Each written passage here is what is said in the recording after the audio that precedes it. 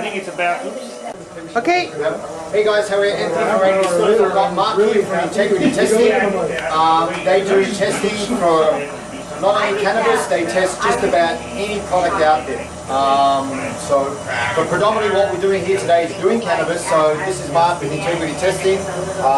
They test everything from, I'll leave it to you. You tell them what you test. We provide a full array of microbiological screenings for cannabis, testing for all the major cannabinoids that are present, and all the extracts and entity mix.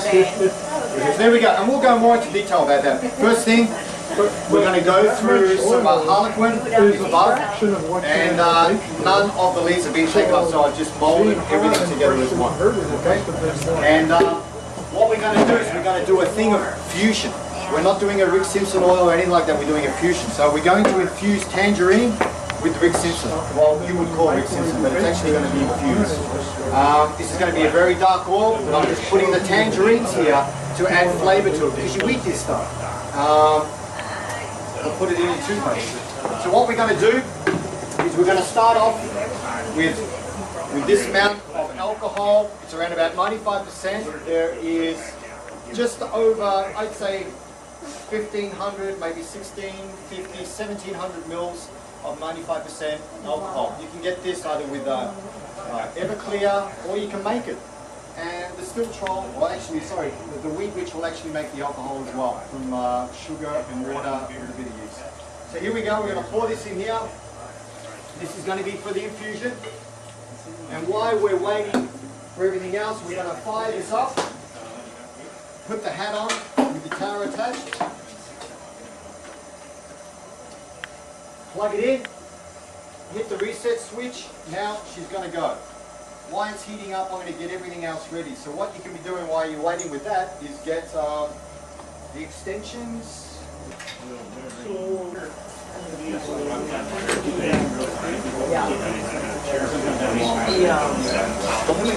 So might be people. Lightly pack. One simple batch. And do about 3/4. Don't pack this down tight. Okay, that one's there, ready to go. Give me some booze. I don't want anything fancy, but I don't want it to taste good. I'm not going to drink When the wheat which comes to your pack, the glass tube will always have the copper mesh in it. That is to refine your alcohol. Just remove this. If you're going to use it, tap Did you get what that does? No, it makes it so it stuff's evaporate, the red filters of it. Water molecules. Always when you're going to this unit, you've got to make sure that grid is on there. Because when that grid is on there, it's going to allow the alcohol vapor to go through and infuse into the plant material. Okay? So what I've done, just to let you know, I'll show you. It's probably a better way to explain it. It's a condensing chamber of some sort. Keep it like so, and that's going to be going on there. Okay? Run it over and over again to get more and more purified. Just holding it on there now. I got into moonshining for a while. So I can fill it. Colorado. But I stopped right before. And this will show you the workings I was like, of the infusion. big, awesome ranch out in the middle of nowhere, but it was for sale. You're probably going to ask how much it holds. Anywhere between 1.5 ounces to 4 ounces, depending on the density of the bud. And it just looked like a meth lab. Not sure. Don't do us a deal. Now,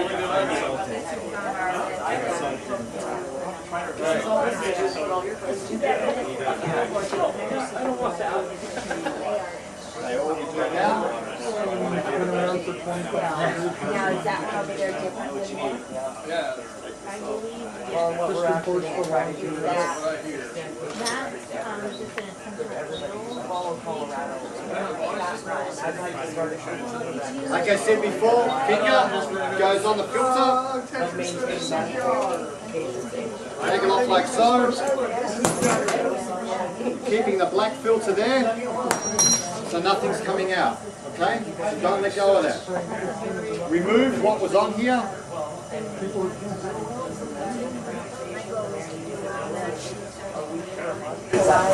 Now you have this section connected.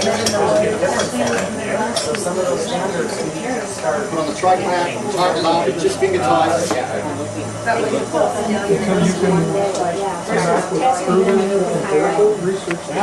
And next thing, gasket, top, on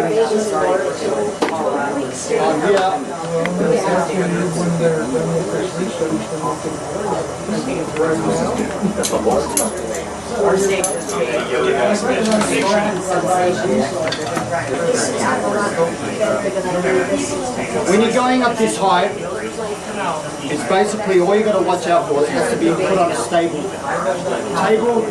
When you start to use padded matting, it may be top heavy, so just watch that. Always put it on a flat surface, and always have somebody around it when it's running as well, because you don't want this to tip over when it's filled with the alcohol. Okay, so my temp is around about 84 degrees. It started at 57 and 83 degrees. So once it gets up to the 170 plus, it will start to produce alcohol. What I'm going to do is I'm going to set my temp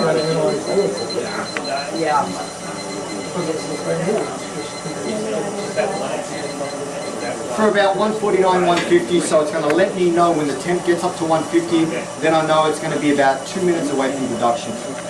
Okay?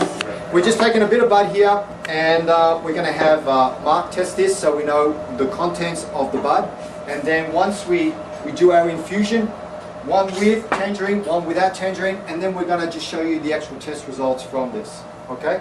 And for you guys out there in the YouTube world, you want your testing done, go to these guys. Okay? And there's a reason what I want to do is take what Mark just gave me here, which doesn't look like flour, it looks like some trims and stuff, and I'm going to just demonstrate how we normally do a potency test on this.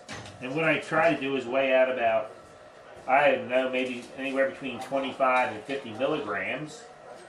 And then, so I have to tear the scale. We have a very accurate scale, almost too accurate, but that's okay. And so now, you know, this is leafy stuff, so it's going to look like a lot, but there's, you know, and I'm just going to write this number down. So I see that number being 34. I read that as 34.5 milligrams. So on this board over here, I'm behind you now. So 34.5. Is that what it say again? 34. What does it say?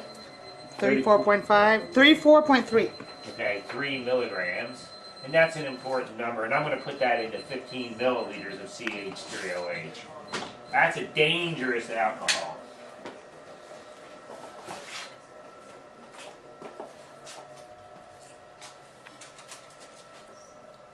And so normally we work with more of a flour concentrate. Caroline, is that you? Yeah.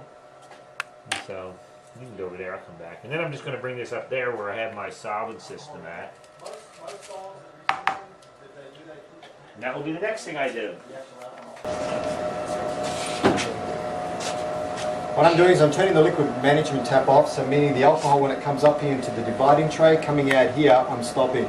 I've turned the liquid management tap off, and I'm going to have this reflux. So basically the ethyl alcohol will come up through here, hit the coils will cool down the ethyl alcohol into a liquid again and runs back down the plant material in here and does the reprocess. So all the material from this plant material is going to end up in the bottom of here. And then the next run we do, we're going to do the same plant material, and then we're going to do a majority of the tangerine. So we're going to flavour the roots inside. So you can see the ethyl alcohol vaporing through here. You can see the dancing of the spirit. I don't see it. Oh, I see it. I see it. I see it. You guys can't see it. So some of the testings I've done with integrity testing as well. When I've done this style of testing, I've taken about 99.4% of all the material out of the plant material. The way I found that out is when I gave all my plant material that have been exhausted like this, I gave it to Mark, and it was registering anywhere between 0.4% THC to around about 1.4% THC. So I removed a lot of it, actually everything. So So there we have it. You can see the process happening here. If I had another glass under this, you'd be seeing that alcohol coming, will have a green tinge to it. So it's picking up all the chlorophylls, the waxes, lipids. What percentage alcohol do you start with? I thought he said 95%, but 95. Yeah, you can do anything. 150 is good. You know, the higher the better. It's if you're doing this system, you can have any. You can go and get a bottle of red wine, pour it in there, and do this. Would you say a bottle of red wine? Yeah, man, I've tried. 15 milliliters of methanol. Okay, methanol. 15 milliliters of methanol. Okay, you're on. Milliliters of methanol was added out there. You have to be careful. Methanol will make you blind.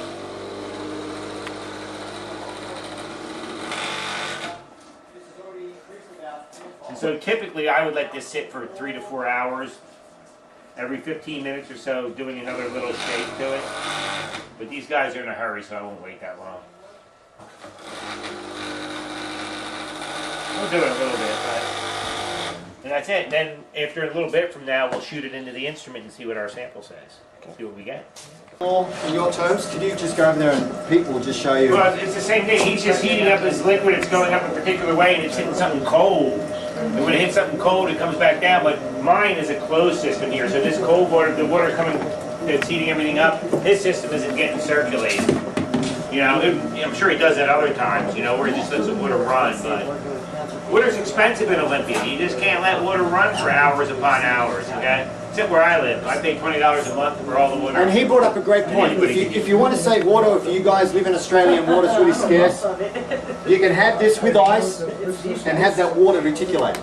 So you're using the same water, so you're only going through that 3-4 gallons of water to run the fill. This is what I have. I use this, I turned it off, but this pump here does the circulation, where he has just a, you know, so if he gets a pump system, he can do a little close. This is a very simple thing. It's a very static pump, but it works. It's old school. So how's it working? So it's pushing on the water. Yep, and so it just causes current to move, and then normally I would have this with ice and stuff like that, but I don't need to worry about that right now. But if you can do the same thing on your system, have the whole, you know what I mean, closed system. Yeah, your condenser's nice. But I like it. It's just a little bit more dangerous, I think, because it's getting glowed up. But yeah, it is nice. What's happening with this now, there is pressure building up here, and because we have no closed loop system, if any pressure does build up, it either gets released through here or through the seal. So if you do smell a bit of ethyl alcohol, it's because we're purging here, meaning that we've got stuff coming through, and the more alcohol we put in here, we're sort of doing a blockage, so that the ethyl alcohol is finding it fairly hard to get through there, so it's releasing itself through the seal here. So you can just smell a little bit of alcohol, but you want that to happen because you don't want that pressure to build up and then lose, well, let's put it this way, lose everything. And when you're doing this, no smoking. It is confusing. Okay. See some of the plants still getting shot up. And the further you continue this run, this green matter will start to get lighter and lighter because you're extracting, of course, all the chlorophyll, the fats, the lipids. So yeah, I've taken this plant material all the way down to a see-through blonde, so meaning that I've extracted just about everything out of it. Okay. That's what it looks like inside. See the color? Yeah, it's green. Everything's in that pot. We're just removing the spirit, and we're going to leave all the plant material behind, the lipids, fats, waxes, oils, GHC, CBD, and there we take it. So it's Just alcohol? just alcohol. Yeah, I'm reclaiming Oh, the you're alcohol. reclaiming the alcohol, but Yeah. active THC is in there. Stays in there, doesn't. Done? Okay, smaller the amount of alcohol, or lower the percentage of alcohol in alcohol, like going from 95 to 50% alcohol, the slower the drip. So if you're only going to be using, I would say, 1,000 mils, 2,000 mils, just like a half a gallon or less than that, the lower, the less amount of alcohol, the less response you're going to have, because there's not much material to vaporize. So I had a question today from somebody, why is it doing 4 or 5 drips a second instead of doing a stream like it was at the beginning? It's because we're getting lower and lower to the end of the run. So, and there we have it. Try it up a bit. Just Get a little bit on that. Yeah, going deeper, bro. Well, it's topical oil, huh? The smell. Ooh, I smell it. Yeah, because that's with the. It comes with a dial too, where you can actually lower the BTUs or the wattage going in the pot, so you're not going to actually scald the plant. What I mainly use right here for the analysis of things. This is going to be for the headspace and other things. So, yeah, we have a certain procedure we do. We calibrate them. We have it works well. Best thing for me to do are just do the oils, because they're already clean from the plant. Plant leaves and buds are fine. Butters are nice to do. Infused oils are nice to do. When you start getting into freaking cookies, Rice Krispie treats and stuff, and results are somewhat, less reliable, so to speak. But plus they trash my Instagram, so. But we've already shot a sample of his initial leaf in, which was, normally, I weighed this out and stuff. Normally I don't, and that's what I just did. This was the plant material down there. We have a protocol. Normally I wouldn't do it as quick as I just did. Right. So, but I think that this is going to be kind of weak. We won't see much. This should be a little stronger, obviously. Photograph if you're interested. Cool. Here's my Topical, my friend. And that'll just be a very gooey material. This will be classed as a tincture. So if you had like a scar or whatever, you'd probably put it in an eyedropper and put it on there and rub it in.